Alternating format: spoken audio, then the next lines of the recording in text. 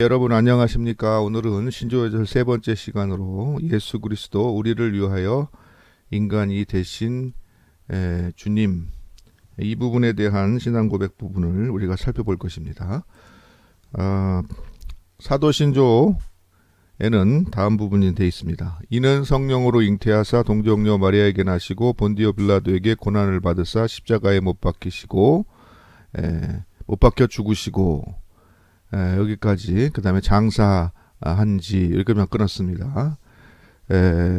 니케아 신조는 그는 우리 인간을 위하여 우리의 구원을 위하여 하늘에서 내려오셔서 성령으로 잉태되어 동정녀 마리아를 통해 사람이 되셨습니다.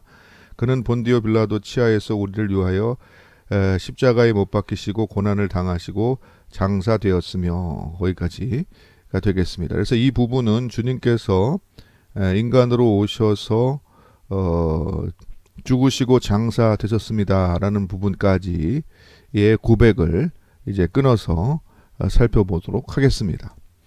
먼저 이 부분은 신조의 핵심이라 이렇게 우리가 이해할 수가 있겠습니다. 이 고백은 그냥 추상적으로 나온 것이 아니라 초대교회 신조들의 부활 체험, 예수님께서 다시 사시고 승천하신 이 모습을 그대로 경험하고 그것을 토대로 이 신조의 고백이 나왔다라는 것, 이것을 우리가 먼저 알아야겠습니다. 그래서 이 부분은 금방 말씀드린 것처럼 주님의 나심과 죽으심 그리고 부활과 승천에 대하여 마지막으로 심판자로 다시 오실 예수 그리스도에 대해서 말하고 있습니다. 그리고 마지막 부분에는 그의 나라, 하나님의 나라, 그리스도의 나라, 곧 그의 다스림은 끝이 없으리라는 그러한 고백을 덧붙이고 있는 것으로 볼 수가 있습니다. 이 신조의 부분은 우리 인간과 우리의 구원을 위하라는 말로 시작됩니다. 이 구절은 오늘 우리가 살펴볼 부분의 마지막에 우리를 위하여 죽으셨다는 말과 공명한다. 그렇게 이해할 수가 있겠습니다. 그러면은 왜 주님께서는 오셔야 했고 죽어야 했는가? 바로 그것을 우리가 이 신조의 고백에서 이해하려고 노력해야 될 것입니다. 핵심은 바로 우리 인간과 우리의 구원을 위하라는 이 말로부터 우리가 시작한다는 거, 여기에서 우리가 힌트를 얻을 수 있겠습니다. 그러면 우리가 여기서 고백하는 것은 무엇이냐? 첫 번째로 우리 인간을 위하여 우리의 구원을 위하여 오신 주님을 고백합니다. 그 다음에 두 번째로는 하늘에서 내려오셨다. 우리 주님께서는 하늘에서 내려오신 분이다. 지난 시간에도 말씀드렸지만은 창조되지 않고 나신 분이다 라는 것을 고백하는 것이죠. 성령의 능력으로 동정녀 마리아에게서 태어나서 인간이 되셨다. 그 주님을 우리가 고백한다 라는 것이고요. 그 다음에 이제 세 번째로는 우리를 위하여 십자가에 못 박히신 주님, 그것을 고백합니다. 그 다음에 네 번째로 본디오 빌라도 치하에서 고난을 받으셨다 라는 사실을 이야기하고 있고, 끝으로 죽어 장사되신 주님, 주님께서는 실제로 죽으셨다 라는 것을 고백합니다. 이 죽음에 대한 고백의 의미를 우리가 이번 시간에 살펴보게 될 것입니다. 순서대로 구체적인 내용들을 한번 생각해 보겠습니다. 먼저 신조는 우리 인간을 위하여라고 말하고 있습니다. 다시 말해서 이 우리 인간을 위하여라는 말을 통해서 신조는 하나님의 아들이 우리 인간을 위하여 사람이 되셨고 고난당하고 죽임 당했다고 그렇게 말하고 있습니다. 신조의 히라버, 그리스어죠, 판에는 여기서 인간이라는 말을 안트로포스라고 그렇게 기억하고 있다. 이 안트로포스라는 말은 인간이라는 뜻입니다. 그러니까 남자도 여자도 아니고 모든 인간을 포함한 온 인류가 바로 주님께서 오신, 또 죽으시고 고난당하시고 우리를 구원하신 이유가 되신다라는 것을 여기에 명시하고 있다, 이렇게 말할 수가 있겠습니다. 그래서 이 고백을 하는 사람들은 주님께서 오신 이것이 우리를 위한 선물인 것을 인식하는 것입니다. 그러면은 과연 비판자들이 말하는 것처럼 기독교 신자들은 이러한 고백을 통하여서, 다시 말해서 우리 인간을 위해서 오셨다는 이런 고백을 통하여서 마치 불치의 나르시즘에 빠져 있는 것인가? 다시 말해서 당신들과 같은 죄인들을 위하여서 하나님이 인간이 되어서 오셨다고 그렇게 말함으로써 당신들이 만족하고 거기에 빠져서 행복감에 젖는가라는 이러한 류의 비평에 대해서 우리는 그렇지 않다라는 사실을 말해야겠습니다. 우리는 그것을 통하여서 스스로 만족하고 그리고 어떤 환상 가운데 빠져서 흡족해하는 그런 것이 아니라 하나님 앞에서 겸손히 우리는 죄인이며 구원받아야 할 존재인 것을 인정하는 것이다 라는 것입니다. 그리고 우리를 향한 하나님의 사랑의 신비를 고백하는 것입니다. 사랑의 신비를 고백하는 것이다. 그 사랑이 우리를 살리고 또한 우리를 통하여서 세상을 살린다라는 이러한 고백이 우리 인간을 위하여라는 이 고백 속에 포함되어 있다라는 것을 우리가 먼저 알아야겠습니다. 그 다음에 우리의 구원을 위하여라는 말입니다. 우리 인간을 위하여 다음에 우리의 구원을 위하여라는 말을 왜 또 붙였냐? 이것은 의미 없이 덧붙인 것이 아닙니다. 초대교회 기독론과 삼위일체론에 밀접히 연관된 구절이라는 것을 우리가 알아야 되겠습니다. 다시 말해서 우리의 구원을 위하여라는 말 속에는 그리스도의 인성과 신성에 대한 고백이 들어있는 것이고, 이로써 우리가 구원받게 되었다라는 사실을 인식함으로 이 구절을 집어넣었다는 것입니다. 다시 말해서 죄인인 인간을 구원하기 위해서는 죄 없으신 본 신적인 존재 예수 그리스도가 우리를 구원해야 하는데, 인간이 스스로를 구원할 수 없는데, 바로 이 우리의 구원을 위하라라는 말을 우리 인간을 위하라는 말 뒤에 바로 덧붙임으로써 그분은 우리를 구원하기에 합당한 분이다. 신적인 권능을 가지신 계신 분이다 라는 사실을 그 속에 내포하고 있다는 것입니다. 그래서 우리의 구원을 위하라는 말은 그냥 의미 없이 덧붙인 것이 아니라 예수 그리스도는 우리를 구원하기에 합당한 사람으로 오신 하나님의 아들이십니다 라는 그러한 고백을 그 가운데 하기 위해서 이 말을 덧붙였다라는 것입니다.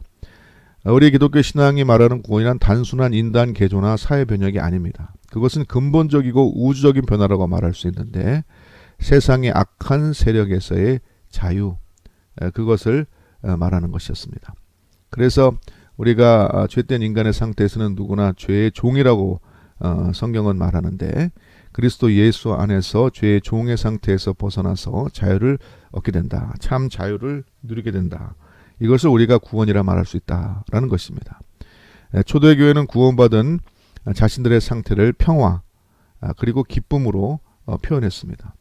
혹은 믿음, 소망, 사랑이라는 말로도 표현했습니다. 이것은 추상적인 것이 아니라 삶의 방식에서 보여지는 실제적인 것이다 라는 사실을 우리가 먼저 알아야겠습니다. 그러니까 구원은 추상적인 것 혹은 죽고 나서 내생에 가는 것, 그런 것이 아니라 이미 우리의 삶의 현실에서 나타나는 그런 우리의 삶의 태도와 삶의 방식, 그것이 바로 우리의 구원을 표현해 준다라는 것이죠. 그것을 초대교인들은 평화, 기쁨 이런 말들로 표현했다는 것입니다. 그래서 초대교인들은 고난 가운데서도 기뻐한다 그렇게 말한 것이죠. 이것은 우리의 구원이 매우 현실적인 실제적인 구원이었다라는 것을 나타내주는 말들입니다. 그 다음으로 넘어가 보겠습니다. 하늘에서 내려오시어 라는 말입니다. 여기서 하늘은 물리적인 그러한 어떠한 공간 개념이 아닙니다. 하늘에서 내려왔다고 해서 우주선 타고 하늘로 올라가면은 거기에 하나님이 계십니까? 거기에 예수 그리스도가 계십니까? 그런 식으로 이해하는 건 참 어리석은 이해죠. 그리고 어떤 신화적 개념도 아닙니다. 신비적 개념 혹은 추상적 개념도 아닙니다. 다만 우리의 언어의 한계성으로 인해서 부족하지만 당시로서도 그렇고 현재로서도 그렇고 최선의 고백이었다는 것, 이것을 먼저 우리가 기억하기를 바랍니다. 주님께서 하늘로 올리셨다.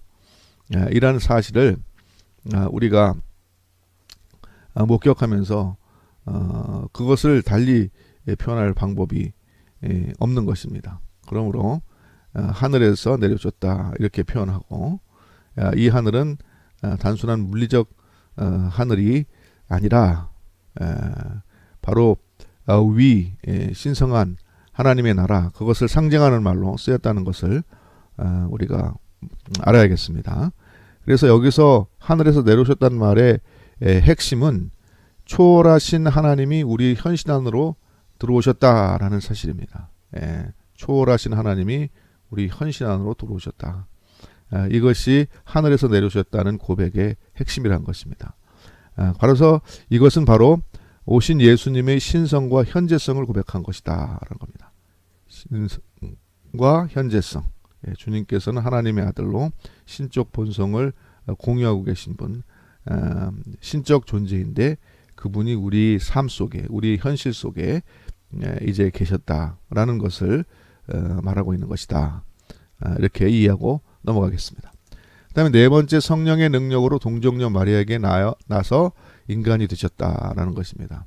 이것을 이해할 때 우리는 생물학적 지창을 버리고 이해하는 것이 좋겠다라고 존슨 교수는 말합니다. 그러면은 이 고백의 의미, 상징적 의미는 무엇이냐? 그것은 하나님의 아들이 세계와 인생의 근본적인 변혁과 회복을 위하여 우리 인간 조건을 기꺼이 나누려고 하셨다라는 것으로 이해할 수 있다라는 것입니다. 여기서 마리아는 바로 이런 신적 섭리, 하나님의 섭리에 예로 대답한 대표적인 사람으로 그렇게 나타나고, 빌라도는 여기에 반대했던 사람으로 이렇게 나타나고 있다는 것입니다. 그래서 우리도 마찬가지로 이 하나님의 능력, 그리고 하나님의 부르심에 예로 답할 것인가 아니면 아니요 할 것인가, 여기에 우리의 구원이 또한 달려있다는 것을 알아야겠습니다.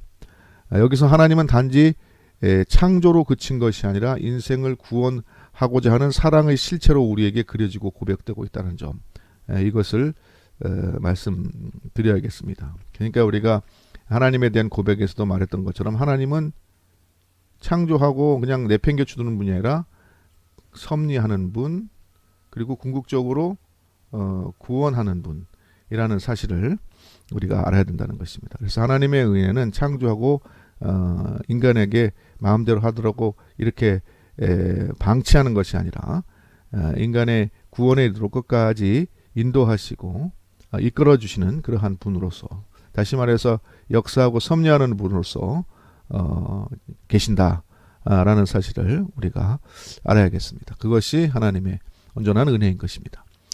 그 다음에 다섯 번째로 우리를 위하여 십자가에 못 박히셨다, 신조를 이렇게 고합니다. 여기서 주님께서 죽음으로 우리의 인간성을 충분하고 신실하게 끝까지 나누었다는 것을 우리가 기억하게 됩니다. 주님은 그 길을 선택하지 않을 수도 있었지만 그것을 받아들였습니다. 요한복음 10장 11절에서 18절 사이에 말씀을 직접 한번 보도록 하겠습니다. 거기에 보면은 주님께서 뭐라고 말씀하십니까? 나는 선한 목자라 그렇게 말씀하시면서, 목자는 양들을 위하여 목숨을 버리거니와 삭고는 목자가 아니요 양도 재앙이 아니라 이리가 오는 것을 보면 양을 버리고 달아나리니 이리가 양을 물어가고 또 해치느니라. 달아나는 것은 그가 삭군일 까닭에 양을 돌보지 아미함이나 나는 선한 목자라 내 양을 알고 나도 양을 아는 것이 아버지께서 나를 아시고 내가 아버지를 아는 것 같으니 나는 양을 위하여 목숨을 버리노라. 그렇게 말하고 있는 것이죠. 목숨을 버리노라. 또 이 우리에 들지 아니한 다른 양들이 내게 있어 내가 인도해야 할 터이니 그들도 내 음성을 듣고 한 무리가 되어 한 목자에게 있으리라. 내가 목숨을 버리는 것은 그것을 내가 다시 얻기 위함이니 이로 말미암아 아버지께서 나를 사랑하시느니라. 이렇게 다시 얻기 위해서 내가 목숨을 버린다. 이것을 내게서 빼앗는 자가 있는 것이나 내가 스스로 버린다 그랬어요. 스스로 버린다. 나는 버릴 권세도 있고 다시 얻을 권세도 있으니 이 계명은 아버지께서 받았느니라 하셨다는 것입니다.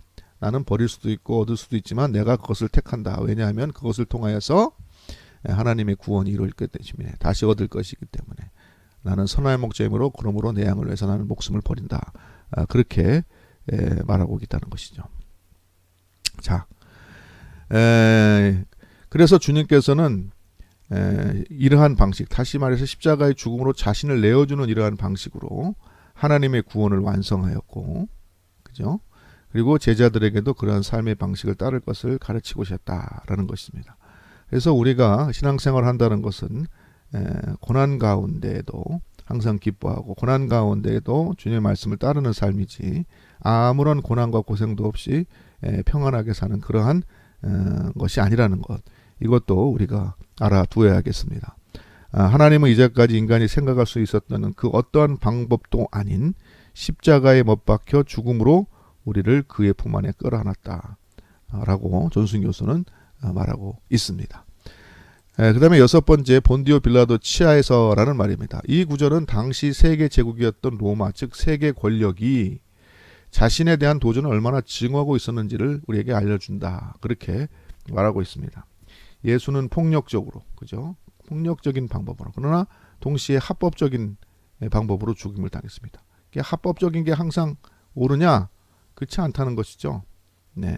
불의한 권력을 옹호하기 위해서 합법이란 이름으로 폭력을 행사해서 죄 없는 예수 그리스도를 죽인 것, 그것이 바로 당시 세계 권력을 대변하던 로마의 행위였던 것입니다. 그 행위의 대변자가 말하자면 빌라도였던 것이죠. 상징적인 인물이 빌라도였던 것입니다. 그래서 빌라도는 단순히 개인으로서만 이해할 것이 아니라 예수 그리스도를 부정하고 거부하는 그러한 불의한 권력을 상징적으로 우리에게 드러내준다, 그런 것을 말할 수 있는 것입니다. 기독교 신앙은 이러한 거악에 대해서 대항해 왔습니다.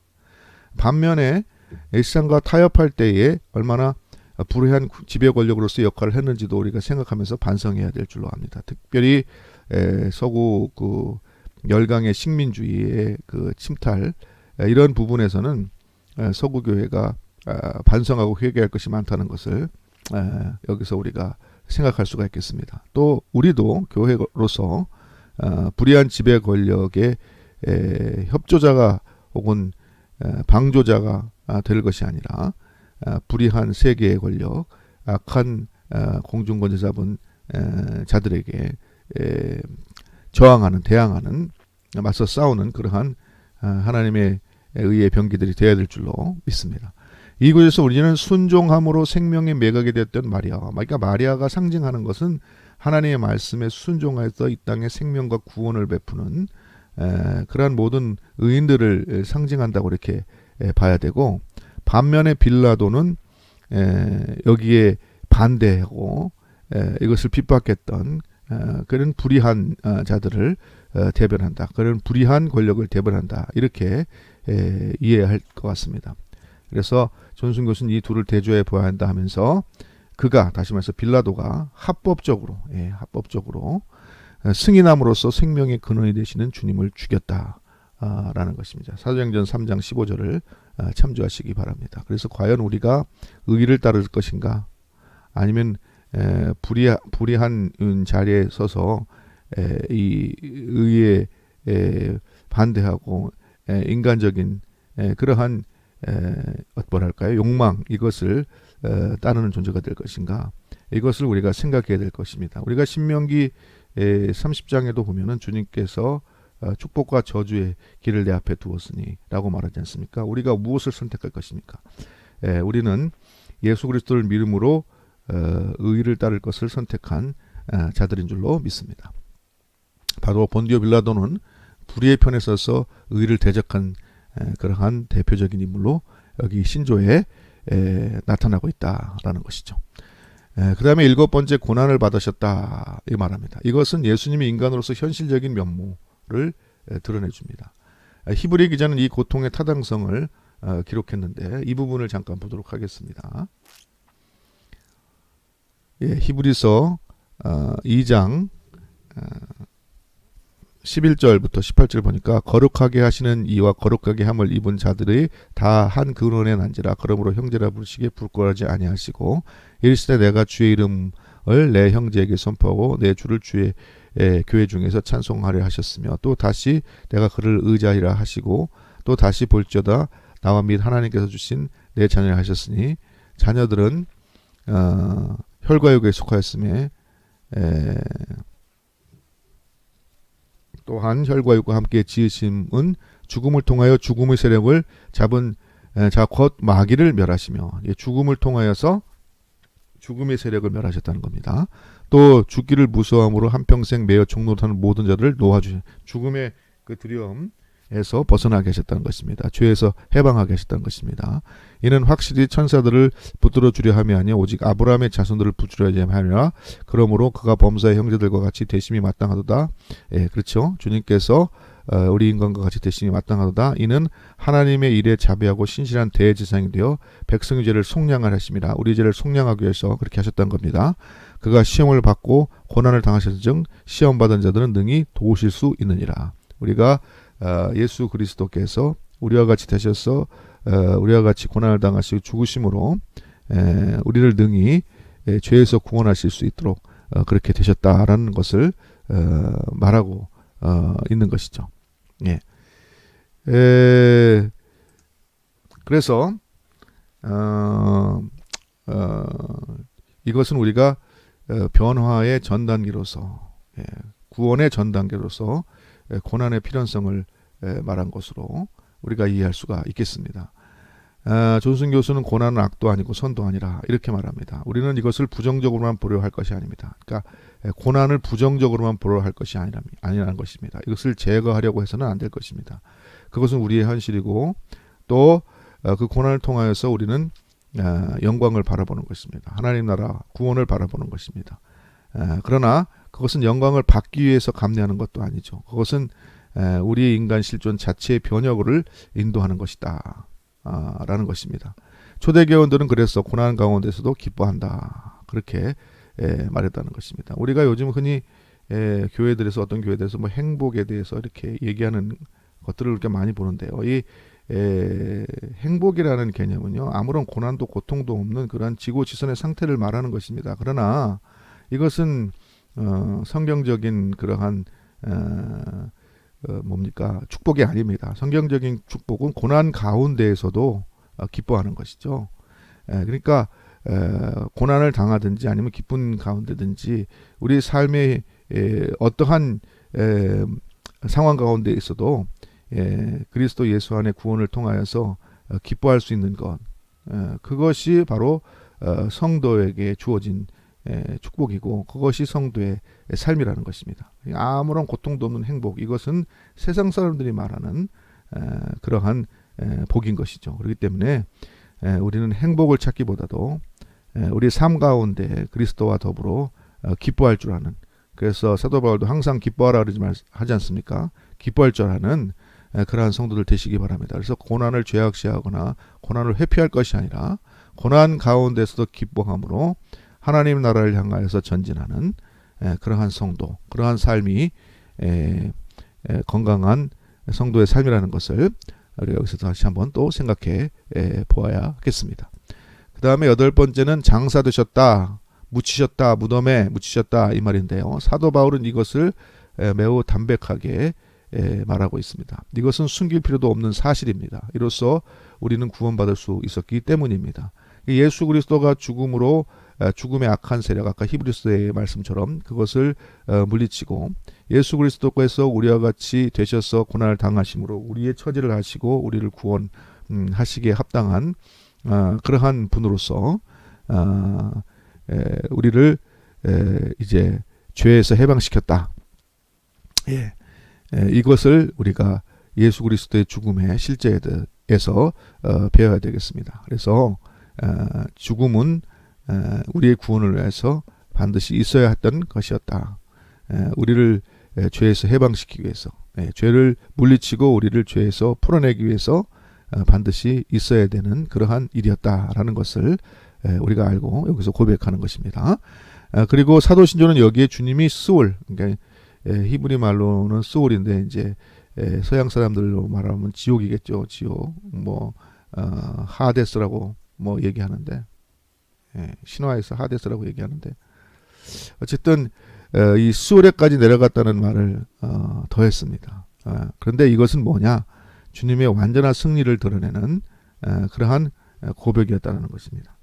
그래서 수월의 지옥의 악한 권세까지도 주님께서 부활하심으로 그것을 이기고 우리를 그 모든 악한 세력 가운데에서 죄악의 그 악한 모든 것들 가운데서 우리를 구원하셨다. 우리를 풀어내 주셨다. 라는 것을 여기서 우리가 고백하고 있다는 것이죠. 베드로전서 3장 18절에서 20절 말씀을 보도록 하겠습니다. 여기 보니까 그리스도께서 단번에 죄에 대하여 죽으심으로 죄를 갖다가 물리치셨다는 것이죠. 의인으로서 불의한 자를 대신하였으니 이는 우리를 하나님 앞으로 인도하려 하심이라. 육체로 죽임을 당하시고 영으로 살림을 받으셨으니 그가 또 영으로 가서 옥에 있는 영들에게 선포하시니라. 그러니까 심지어 지옥에 있는 영들에게까지도 구원을 선포하셨다. 최후의 승리를 의미하는 것이죠. 최종의 승리, 완전한 승리. 그들은 전에 노아의 날 방주를 준비할 동안 하나님이 오래 참고 기다리실 때 복종하지 않는 자들이야. 방주에서 물로 말미암아 구원을 얻지 못한 자가 몇 명뿐이니 겨우 8명이다. 이렇게 말하고 있습니다. 그 위에 예수 그리스도의 많은 그 죽은 자들에 대해서도 바로 지옥에 내려가셨다라는 이 말로서 예수 그리스도의 완전한 승리, 죄에 대한 악의 세력에 대한 완전한 승리를 선포한 것이 바로 이 구절이다 라는 것이죠. 그래서 이제 오늘 우리가 살펴본 내용들을 정리하면서 마치도록 하겠습니다. 먼저 첫 번째로 이 신조의 부분은 우리 인간을 위하여 우리의 구원을 하신 주님을 고백하고 있다. 하늘에서 내려오셔서 성령의 능력으로 마리아를 통하여 사람이 되셨다. 그러니까 이것은 그리스도의 사람이 되신 인성과 우리를 구원하기에 합당한 하나님으로서 신적인 속성을 동시에 인정하고 또 고백하고 있는 것이다. 그래서 그분은 우리를 구원하기에 합당한 분이라는 것입니다. 그리고 두 번째로는 우리를 위하여 고난을 당하시고 십자가에 못 박아 죽으셨다라는 것은 바로 그분이 우리의 고난의 현실을 기꺼이 공유하고 함께하고 그래서 우리를 처지를 알고 우리를 구원하기에 합당한 분이라는 고백이면서 동시에 우리 또한 이 고난의 현실을 뚫고 나가는 그러한 성도가 되어야겠다는 그러한 고백을 하고 있는 것이라 이렇게 이해할 수가 있겠습니다. 그는 장사되었다 했는데 바로 주님은 실제로 죽으셨다는 것입니다. 그냥 죽은 척한 것도 아니고 그냥 육신으로 오지 않았는데 하나님인데 그런 것처럼 보였던 것도 아니고 실제로 사람이 되어서 죽었다. 이 죽음을 통하여서 모든 죄악을 사멸시키시고 그리고 다시 사심으로 완전한 승리와 우리의 구원을 확증하셨다. 그렇기 때문에 이 죽었다라는 실제로 죽었다라는 이 고백은 죄에서의 해방과 우리의 구원을 위해서는 필수적인 그러한 일이었다. 반드시 그래야만 됐다라는 사실을 우리가 이 고백을 통해서 이해하고 또 알아야 되겠습니다. 이것으로 오늘 내용을 마치도록 하겠습니다. 한 주간도 승리하십시오. 감사합니다.